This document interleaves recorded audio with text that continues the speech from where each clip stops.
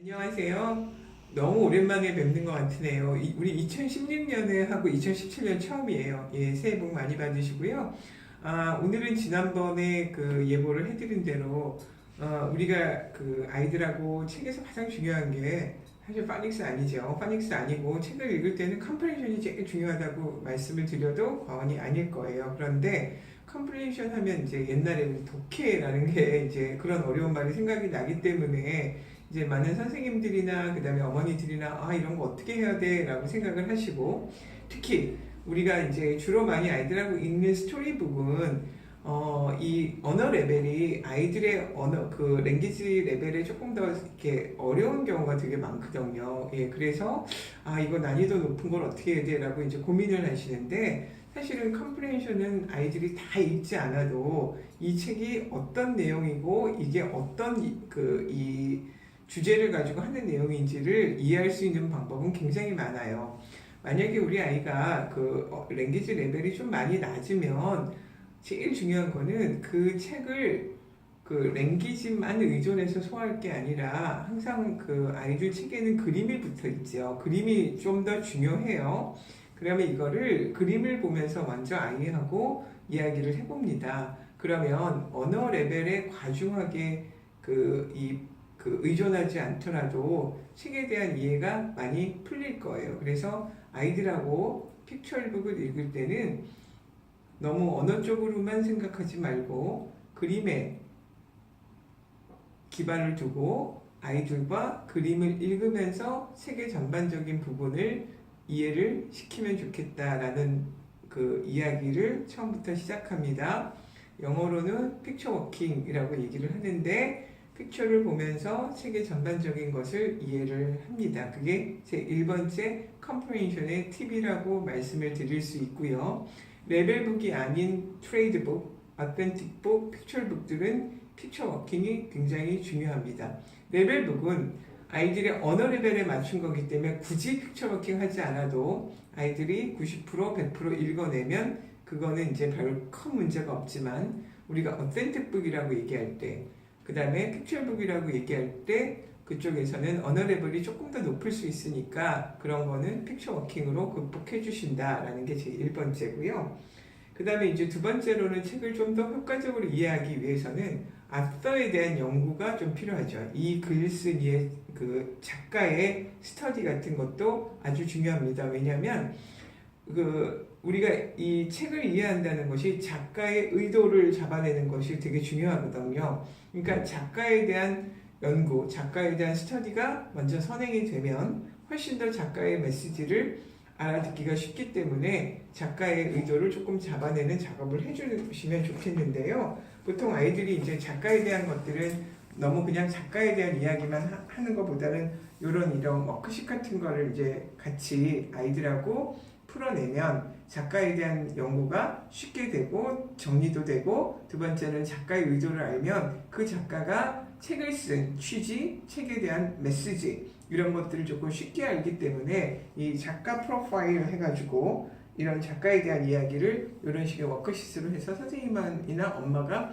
같이 쉐어링해서 정리를 해주시면 훨씬 작가에 대한 이야기가 쉽게 풀어지면서 책에 대한 이해가 빨라질 수 있습니다.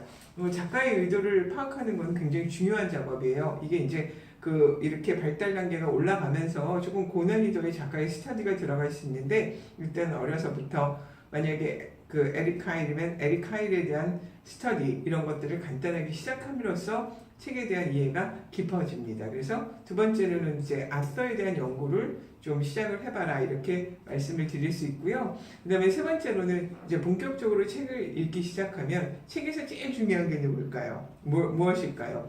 이부터 주인공이에요. 캐릭터라고 얘기하죠. 그래서 캐릭터를 파악하는 일. 그 다음에 두 번째로는 그 스토리의 플레이스, 어떤 플레이스에서 그 스토리가 이루어져 있는지, 그 다음에 어떤 이벤트가 있는지, 그 다음에 어떻게 결론이 나는지, 이런 것들을 아이들하고 같이 이야기를 해보시는 게 아주 중요합니다. 특히 캐릭터 같은 것들은 아이들이 굉장히 재미있게 할 수 있으니까는 그런 캐릭터에 대한 이야기들을 많이 먼저 시작을 해주시는 거고요. 그 다음에 아이들 책은 캐릭터가 되게 중요하게 많이 나오죠. 그래서 캐릭터, 그다음에 스토리 플레이스, 그다음에 이벤트, 뭐 엄마를 잃어버렸다, 뭐 집을 잃어버렸다, 뭐 이런 여러 가지 이벤트가 있고, 그다음에 결론이 어떻게 끝나는지 그런 정도의 간단한 것만 먼저 잡아주시면 책에 대한 이해가 훨씬 더 쉽게 끝날 수 있다, 이렇게 말씀을 드릴 수 있고요.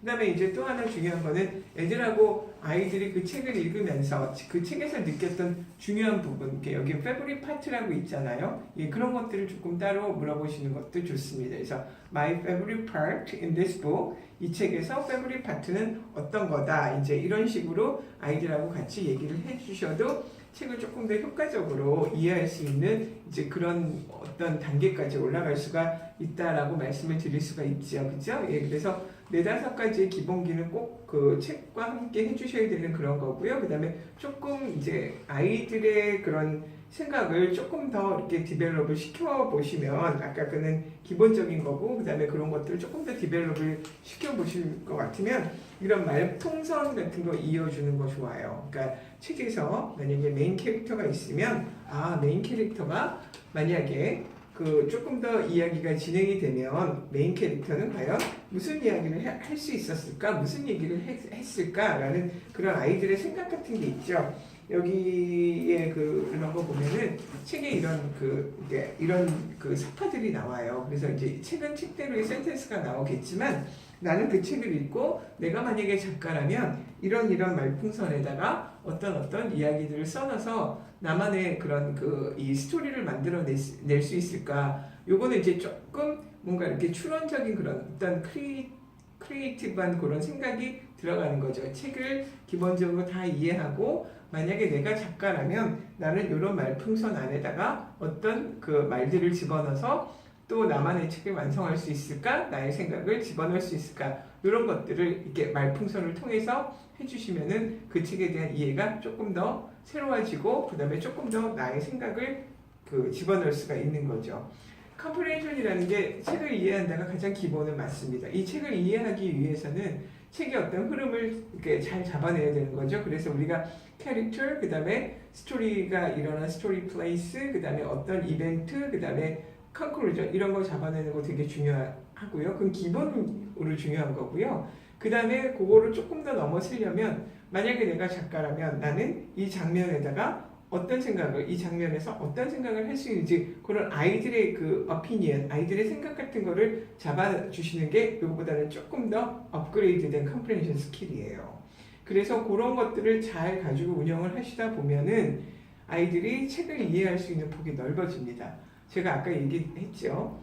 랭귀지 언어 레벨이 낮다고 해서 책을 쉽게 이해할 수 있는 거 아닙니다. 특히 그림책을 핸들링 하실 적에는 그림을 보면서 기본적인 이해를 시켜주시는 거 굉장히 중요하고요. 그 다음에 또 이런 말풍선 같은 이런 것들을 만들어서 그 책을 읽고 난 다음에 아이들의 생각, 아이들의 문장을 받아주시는 거 굉장히 중요합니다. 그래서 우리가 흔히 말하는 레벨 말고도 아이들의 감성, 그 다음에 아이들의 느낌, 이런 것들을 충분히 담아낼 수 있는 어센틱 북을 선정하셔서 픽처에 의존해서 컴프레hen션을 하시다 보면은, 픽처 워킹을 의존해서 컴프레hen션을 하시다 보면 훨씬 더 다양한 그런 아이들의 생각, 아이들의 책에 대한 이해, 그 다음에 더불어서 흥미까지 배가시킬 수 있는 그런 방법을 한번 써보시기 바랍니다.